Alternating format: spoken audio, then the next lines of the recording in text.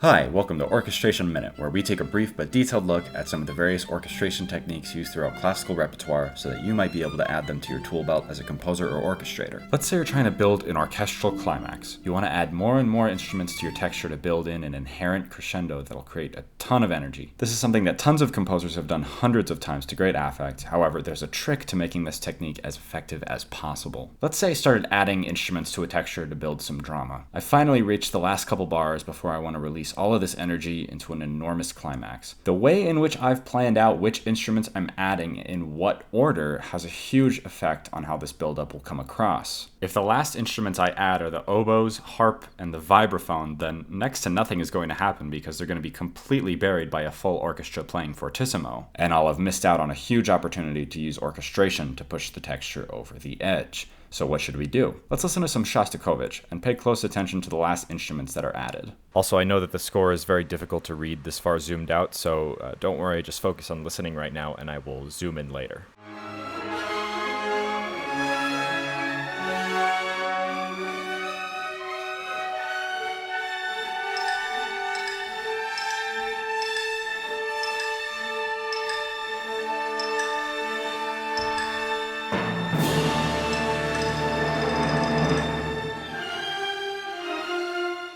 Okay, so a lot of you probably saw that coming if you're familiar with Shostakovich, but the lesson here is that since the xylophone can cut through almost any orchestral texture, it's a really solid candidate for a final instrument to add to your build-up texture. Let's listen to this one more time and pay close attention to the sharpness that the xylophone adds to the texture.